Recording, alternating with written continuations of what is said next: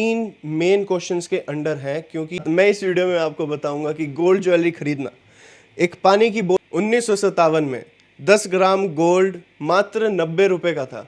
और आज कहते हैं कि वो गोल्ड खरीदना काफ़ी आसान भी था तब के टाइम पे, लेकिन अब 2025 में कहते हैं कि गोल्ड खरीदना एक ज़मीन खरीदने जितना ही मुश्किल हो गया है। और ये मैं बस भाव जो बढ़े हैं उनकी वजह से नहीं कह रहा, और भी मुश्किलें आई हैं काफ़ी।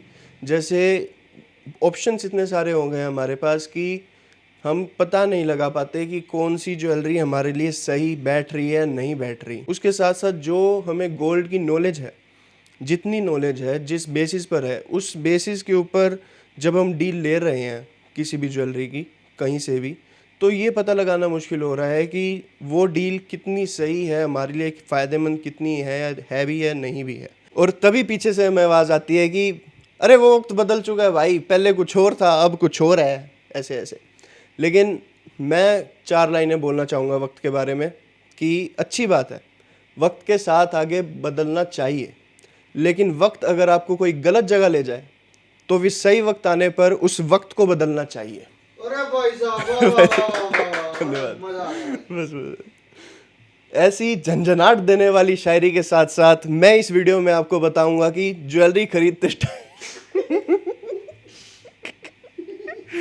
सीरियस होना है। तुम कह रहा चल जाना। ऐसी ऐसी झंझना देख यार, तू कुछ नहीं कर रहा। ऐसी झंझनाहट देने वाली शायरी के साथ साथ मैं इस वीडियो में आपको बताऊंगा कि गोल्ड ज्वेलरी खरीदना एक पानी की बोतल खरीदने जितना कैसे आसान हो सकता है। और हाँ, ये आसान है। मैं आपको ये चीज़ इतने बिलीव के साथ इसलिए कह रहा हूँ क्योंकि मैं जहाँ से आता हूँ, मैं जहाँ पे हूँ, हम गोल्ड सेलर होने से पहले गोल्ड फार्मर हैं। जी हाँ, आपने सही सुना। हमारा जो वर्क ड्यूरेशन है वो भले ही एक दिन का लगा लो या फिर महीने का या फिर साल का लगा लो, उसके अंदर अगर हम ज्वेलरी बेच रहे हैं, गोल्ड हम सेल कर रहे हैं, वो हम 30% टाइम जो हमारा जाता है वो गोल्ड सेल करने में जाता है। लेकिन जो 70% टाइम है, उस टाइम में हम ज्वेलरी बना रहे होते हैं, गोल्ड ज्वेलरी हम बना रहे होते हैं, हमारा टाइम उसके अंदर ज़्यादा जाता है। और इस चीज़ को आप इस तरीके से देख सकते हो कि अगर आपको गुच्ची का बैग खरीदना है और आपको कोई फैक्ट्री पता हो गुच्ची के बैग की, वहाँ से अगर आपके पास ऑप्शन हो कि वो फैक्ट्री कभी कभी आपको गुच्ची का बैग दे सकती है आपकी डिमांड के ऊपर मैन्युफैक्चर करके, तो उन फ़ायदों के बारे में सोचो जो आपको उस फैक्ट्री से मिलेंगे, फैक्ट्री की डील से मिलेंगे, बजाय के जो दूसरा ऑप्शन है आपके पास। और नहीं, इस चीज़ का क्रेडिट मेरे को मत देना, ये बिज़नेस मैंने स्टार्ट नहीं करा था। ये बिज़नेस मेरी फैमिली के अंदर 30-50 साल से नहीं बल्कि ख़ानदानी बिज़नेस है। ये पुश्तैनी बिज़नेस है। एग्जैक्ट तो मेरे को भी नहीं पता, लेकिन इस चीज़ को लेके मैं श्योर हूँ कि मैं अभी 4th जनरेशन हूँ इस बिज़नेस की। और ये बिज़नेस मैं और मेरे पापा मिलकर चलाते हैं। इसीलिए जब मैंने आपको कहा कि गोल्ड ज्वेलरी ख़रीदना एक पानी की बोतल ख़रीदना इतना आसान है, तो इस चीज़ पर मैं सीरियस हूँ। ये सही में इतना आसान है क्योंकि मुझे पता है जो कस्टमर्स की प्रॉब्लम्स होती हैं, जहाँ उन्हें कन्फ्यूजन्स आती है और उनके सॉल्यूशंस क्या क्या हैं। तो स्टार्ट करते हैं। गोल्ड ज्वेलरी की पूरी जो इंडस्ट्री है, इसके अंदर लोगों को काफ़ी सारे क्वेश्चंस होते हैं, काफ़ी सारी चीज़ों को लेके होते हैं। लेकिन मैं आपको ये चीज़ बताना चाहता हूँ कि आपके जितने भी क्वेश्चंस हैं और जितने भी क्वेश्चंस आपके फ्यूचर में आएंगे, वो सारे क्वेश्चंस 3 मेन क्वेश्चंस के अंडर हैं। क्योंकि कहने की बात है कि अगर आपने ये 3 क्वेश्चंस जान लिए तो जो आपके बाकी के क्वेश्चंस हैं वो ऑटोमेटिकली कट हो जाएंगे, क्योंकि वो सारे क्वेश्चंस इन 3 मेन क्वेश्चंस का सब पार्ट है। तो स्टार्ट करते हैं। पहला क्वेश्चन है कि जब मैं ज्वेलरी लेने जा रहा हूँ तो फिर मुझे पता कैसे लगेगा कि मेरे साथ फ्रॉड हो रहा है या कैसे हो रहा है, ये चीज़ मेरे को पता कैसे लगेगी, इंडिकेट कैसे होएगी। दूसरा, जब मैं ज्वेलरी लेने जा रहा हूँ तो मुझे पता कैसे लगेगा कि जो मेरी राइट ज्वेलरी है वो मैं कैसे ढूंढूं, जो मेरी राइट ज्वेलरी है वो मेरे को पता कैसे लगे कि यही है मेरी। सॉरी। तीसरा क्वेश्चन है कि अगर कोई ज्वेलरी मुझे पसंद आती है, मुझे पता लगता है कि यही है मेरी जीवन साथी ज्वेलरी, तो वो ज्वेलरी मुझे मार्केट के अंदर राइट प्राइस के अंदर कैसे मिल सकती है, बेस्ट प्राइस के अंदर कैसे मिल सकती है। तो पहला क्वेश्चन है कि फ्रॉड से रिलेटेड। तो यहाँ पे 3 टाइप के फ्रॉड होते हैं, 3 टाइप के स्कैम्स होते हैं ज्वेलरी के अंदर। पहला है भाव स्कैम, दूसरा प्योरिटी स्कैम, तीसरा नेट वेट स्कैम। भाव स्कैम ये होता है कि जो एक्चुअल भाव है प्राइस गोल्ड का, वो आपको ज़्यादा बता दिया गया। मान लो 90,000 भाव है लेकिन आपको बता दिया 93,000। तो जो जो 3,000 का जो आपको एक्स्ट्रा भाव देना पड़ रहा है 1 ग्राम गोल्ड के लिए, वो हो गया आपका भाव स्कैम। आपने उनको स्कैम मनी दे दिया, वो हो गया आपका भाव स्कैम। आपने ज़्यादा पैसे दे दिए जितने आपको नहीं देने थे। दूसरा है प्योरिटी स्कैम। प्योरिटी स्कैम देखो सीधी सीधी बात है, सबको पता है ये चीज़ कि अगर हाई प्योरिटी है गोल्ड की तो उसका प्राइस ज़्यादा होगा, और लो प्योरिटी है गोल्ड की तो उसका प्राइस कम होगा। लेकिन आप जब ज्वेलरी ले रहे हो आपको यूँ बताया गया कि जो ज्वेलरी आपने अभी ली है उसकी प्योरिटी ज़्यादा है तो आपने ज़्यादा पैसे दिए, लेकिन एक्चुअल में जो ज्वेलरी आपने ली है उसकी जो प्योरिटी है वो कंपैरेटिवली कम है, तो आपने ज़्यादा पैसे दिए कम प्योरिटी के लिए, लेकिन आपको पता है कि वो ज़्यादा प्योरिटी है उसकी। तीसरा है net weight scam. Net weight scam क्या होता है, जैसे नेट वेट समझ लो पहले क्या होता है कि 10 ग्राम की आपकी ज्वेलरी है, 10 ग्राम की आपने कुंदन रिंग ली है, तो उसके अंदर आपको बताया गया कि उसके अंदर 2 ग्राम के स्टोन्स लगे हैं। तो जो 8 ग्राम है, 8 ग्राम 8 ग्राम जो है वो आपका गोल्ड का अमाउंट है उस रिंग के अंदर, तो वो हो गया आपका नेट वेट। जो पूरी रिंग है 10 ग्राम की वो हो गया आपका ग्रोस वेट। इसके अंदर स्कैम ये होता है कि आपने कहा कि आपको ये बताया गया कि उस 10 ग्राम के अंदर 2 ग्राम के इसके अंदर स्टोन्स लगे हैं, लेकिन एक्चुअल में उसके अंदर स्टोन्स लगे हुए हैं 4 ग्राम के। तो आपने जो पैसे दिए वो आपने दिए 8 ग्राम के हिसाब से, लेकिन एक्चुअल में आपको जो गोल्ड मिला है वो 6 ग्राम का मिला है। तो जो 2 ग्राम का है वो वहाँ पे स्कैम हो गया, वो वहाँ पे हो गया नेट वेट स्कैम। अब इन तीनों स्कैम्स के बारे में ज़्यादा डिटेल में मैं बताऊंगा तो फिर वीडियो काफ़ी लंबी हो जाएगी, लेकिन ये तीनों स्कैम्स, एक चौथी चीज़ है स्कैम से रिलेटेड जिनके ऊपर इन तीनों स्कैम्स की सक्सेस या फिर फेलियर डिपेंड करता है, वो है स्कैम मैग्नेट्स। अब स्कैम मैग्नेट्स क्या होते हैं, जैसे फॉर एग्जांपल मैं आपको बताऊं कि मछली है। मान लो आप मछली हो, चलो आप, मैं मछली हूँ और मैं समुंदर में तैर रहा हूँ, लेकिन वहाँ पे मुझे खाना दिखा है, मेरे को एक कीड़ा दिखा, मैं वहाँ पे पास गया, मेरे को ऊपर उठा लिया, मेरी फ़िशिंग हो गई वहाँ पे। मेन चीज़ यहाँ पे ये है कि जो हुक है, हुक हो गया आपका स्कैम, जो 3 स्कैम मैंने आपको बताए हैं। लेकिन उस हुक के ऊपर तो मछली आएगी नहीं सीधा, उस पर कीड़ा लगाना पड़ेगा मछली को अट्रैक्ट करने के लिए। तो जो कीड़ा है उसे कहते हैं स्कैम मैग्नेट्स। अब स्कैम मैग्नेट्स इस इंडस्ट्री के अंदर कुछ भी हो सकते हैं, कुछ भी से मेरा मतलब है कुछ भी हो सकते हैं। मेन चीज़ आपको ये देखनी है, वो ऑफ़र भी हो सकते हैं या फिर कुछ प्रेशर भी हो सकता है कि जो फोमो होता है, फियर ऑफ मिसिंग आउट, वो भी हो सकता है, कुछ भी हो सकता है इस इंडस्ट्री के अंदर स्कैम मैग्नेट। लेकिन मेन चीज़ आपको ये देखनी है कि जो ऑफ़र आपको मिल रहा है वो offer win win situation create करनी चाहिए उस ऑफ़र ने। ऐसा नहीं होना चाहिए कि आपको ही सब कुछ मिल रहा है और सामने वालों को कुछ नहीं मिल रहा। ये चीज़ दिखाने के लिए कि हाँ आपको जो मिल रही है अभी ऑफ़र वो बेस्ट डील है और हमको उससे कुछ भी नहीं चाहिए, ऐसा देखो कभी भी नहीं होगा। जो ऑफ़र है उसके अंदर म्यूचुअल बेनिफिट होना ज़रूरी है। और इसका मैं एक एग्जांपल आपको बता देता हूँ कि कुछ टाइम पहले गोल्ड कॉइन का एक ऑफ़र चला था, और मैं एक स्पेसिफिक जगह टारगेट नहीं कर रहा, ये ऑल ओवर इंडिया चला था। उसके अंदर ये चीज़ थी कि 50,000 की आप हमसे शॉपिंग करो, आपको एक गोल्ड कॉइन मिलेगा। अब 50,000 की आपने शॉपिंग करी, उसके अंदर जो उनकी जो इनकम आई उस एक डील से वो आई लगभग 3,000 कुछ, और तब था भाव मेरे ख्याल से 7,000 गोल्ड का। तो जो इनकम है उनकी वो 3,000 है, लेकिन उस इनकम के अंदर से वो आपको 7,000 का एक गोल्ड कॉइन भी दे रहे हैं। साथ के साथ वो अपने जो उनके एक्सपेंसेस हैं या फिर जो उनकी स्टॉक मेंटेनेंस के एक्सपेंसेस हैं, जो उनको जो सैलरी देनी है अपने एम्प्लॉयज़ को, वो भी उन 3,000 के अंदर से कट हो रहा है, जो कि पॉसिबल नहीं है। इसका मतलब कहीं ना कहीं स्कैम हो रहा है। एक इसके अंदर मैं आपको विन विन सिचुएशन वाला ऑफर भी बता देता हूँ। जैसे किसी शोरूम ने कहा आपको कि हमारी जो मेकिंग चार्जेस है वो है जी 9%, लेकिन हम आपके लिए मेकिंग चार्जेस 9% से हटा के 7% कर देंगे, एक कंडीशन के ऊपर कि आप जब हमसे ज्वेलरी लो तो फिर उस ज्वेलरी लेके हमारे साथ फ़ोटो खिंचवाओ और वो अपने इंस्टाग्राम पर अपलोड करो हमें टैग करके।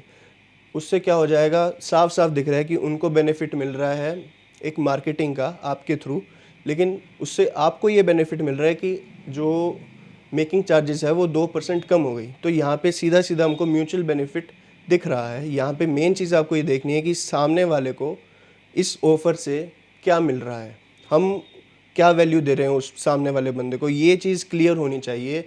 जिससे अगर आपको ये चीज़ क्लियर है, ये चीज़ आपको समझ में आ रही है, तो स्कैम मैग्नेट से आप बच सकते हो बिल्कुल आराम से।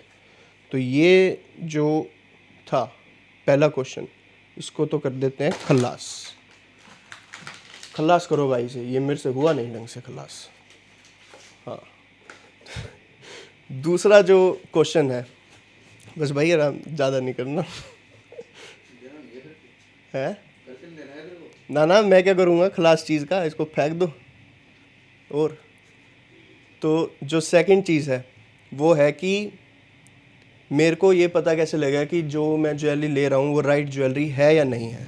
अब इसके अंदर काफ़ी चीज़ें आती हैं, टेक्निकलिटीज़ के अंदर मैं जाऊँ तो जो फेस शेप है आपकी उससे काफ़ी फ़र्क पड़ता है, और जो डिज़ाइन है आपकी ज्वेलरी का उससे फ़र्क पड़ता है, जो आपका नेचर है और जो कलर थ्योरीज़ हैं, जैसे कहते हैं कि यहाँ रेड कलर हमें ये इमोशन देता है या जो ब्लू कलर है वो हमें ये इमोशन देता है, वो चीज़ भी इसके अंदर मैटर करती है। लेकिन मेन चीज़ जो मैं आपको बता दूं कि हम जब ज्वेलरी नहीं बल्कि कोई भी शॉपिंग जब हम करते हैं तो उसका एक थॉट प्रोसेस होता है, वो मैं आपको बता देता हूँ। पहले मान लो आपको शर्ट की शॉपिंग करनी है, मतलब आप बैठे हुए यूँ ला ला ला ला ला घर पे बैठे हुए हो और एकदम से दिमाग में आया कि यार शॉपिंग करनी है, क्या शॉप करना है भाई, शर्ट्स खरीदनी है। तो जैसे ही ये थॉट आएगा दिमाग में कि हाँ मुझे शर्ट खरीदनी है, हमारा माइंड धीरे धीरे करके एक इन माइंड डिज़ाइन बनाने लग जाएगा, जैसी शर्ट मुझे चाहिए, जो शर्ट मुझे अंदर ही अंदर लगता है कि हाँ ये चीज़ मेरे ऊपर काफ़ी बढ़िया लगेगी, ये चीज़ मुझे चाहिए। अब जैसे धीरे धीरे आप मार्केट की तरफ जाओगे, घर से निकलोगे, व्हीकल में बैठोगे, मार्केट में जाओगे, दुकान ढूंढोगे, तब तक आपके दिमाग में एक पिक्चर क्रिएट हो जाएगी शर्ट को लेके जो आपके लिए परफेक्ट चॉइस हो सकती है। और ऐसा होता भी है कि आपने सुना होगा बोलते हुए कि जैसी चीज़ मैंने सोची थी वही मिल गई। जो चीज़ रेयर होती है, आपने जो चीज़ काफ़ी रेयर होती है, क्योंकि ज़रूरी नहीं है आपने जो सोचा है वही चीज़ वहाँ पे मिल जाए। लेकिन इसमें प्रॉब्लम ये आती है कि मान लो आपने सोची कि आपके दिमाग में एक डिज़ाइन आ गया कि हाँ ये चीज़ मुझे चाहिए। अब आप जैसी शॉप के अंदर एंटर करोगे तो आपका दिमाग वहाँ पे जो ऑप्शंस हैं उनके साथ उस डिज़ाइन को मैच करने की कोशिश करेगा कि हाँ ये वाला डिज़ाइन नहीं है, ये वाला डिज़ाइन नहीं मैच नहीं कर रहा, ये वाला डिज़ाइन मैच नहीं कर रहा। वहाँ पे दिक्कत ये आती है कि दो ऑप्शंस होते हैं, या तो आप उस डिज़ाइन को ही कैंसिल कर दो, दोबारा वहीं शॉप पे खड़े खड़े दुकानदार के सामने एक नया डिज़ाइन सोचो कि चलो ये नहीं मिल रहा कोई और मिल जाए, या फिर दूसरा ऑप्शन ये होता है कि आप उस डिज़ाइन के अंदर एडजस्टमेंट करो। अब ये चीज़ करने के अंदर काफ़ी टाइम भी जाता है और काफ़ी कन्फ्यूजन भी क्रिएट हो जाती है कि चलो ये नहीं मिल रहा है, इसके अंदर कुछ और चेंज कर देते हैं, पैटर्न चेंज कर देते हैं या कुछ और चेंज कर देते हैं, जिसके अंदर कन्फ्यूजन होती है। लेकिन मैं आपको एक दूसरा तरीका सजेस्ट करना चाहूँगा कि अगर आपके पास थॉट आ रहा है शर्ट ख़रीदने का, तो पहले ये चीज़ मत सोचो कि मुझे कैसी डिज़ाइन, कैसा कलर मेरे ऊपर बढ़िया लगेगा। ये चीज़ सोचो कि कैसा मुझे नहीं चाहिए, क्योंकि हमने पूरी दुनिया भर की तो शर्ट देख नहीं रखी जिसके अंदर हमने छाट रखा कि यही मेरे को बढ़िया लगेगा। हो सकता है कि आज बढ़िया लग रहा है, कल को बढ़िया ना लगे, कल को कुछ और नया दिख जाए। लेकिन एक चीज़ जो सबको पता है कि शर्ट कौन सी मुझे बढ़िया नहीं लगेगी, शर्ट के अंदर क्या क्या चीज़ें मेरे को बढ़िया नहीं लगेंगी। फॉर एग्ज़ाम्पल, मुझे येलो कलर शर्ट के अंदर बिल्कुल भी पसंद नहीं है, तो ये चीज़ मुझे पक्का पता है कि मैं शर्ट लेने जाऊँ तो येलो कलर तो बिल्कुल भी नहीं खरीदना।